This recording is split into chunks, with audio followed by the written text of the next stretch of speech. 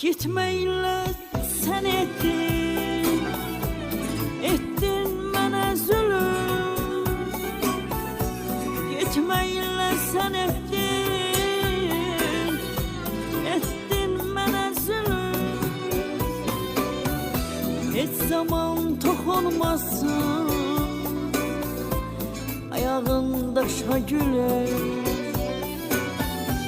Hiç zaman toxunmasın ayağında şagüle. Derdini çektim yaman, nazını çekmek çetin. Derdini çektim yaman, nazını çekmek çetin. Sensiz nece olacak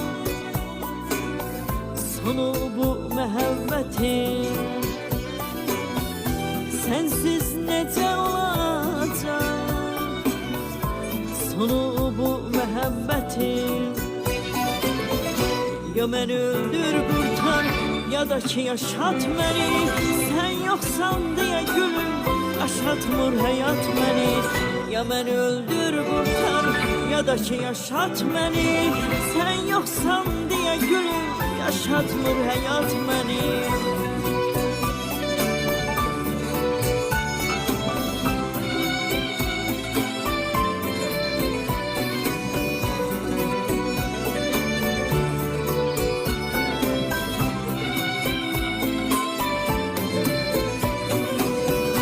Dönür durnalar geri, sen hansı qatardasan?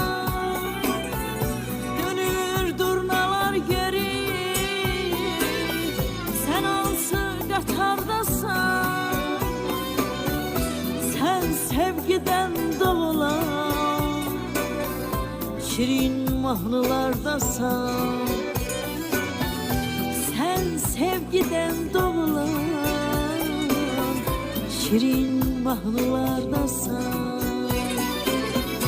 Derdini çektim yaman, nazını çekmek çetin.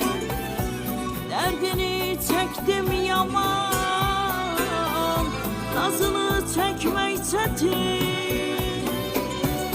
Sensiz nece olacak sonu bu məhəbbətin? Sensiz nece olacak sonu bu məhəbbətin? Ya mən öldür qurtar, ya da ki yaşat məni. Sen yoksan diye gülüm yaşatmır hayat məni. Ya mən öldür qurtar, ya da ki yaşat məni. Sen yoksan diye gülüm yaşatmır hayat məni. Ya mən öldür qurtar, ya da ki yaşat məni. Sen yoksan diye gülüm yaşatmır hayat məni.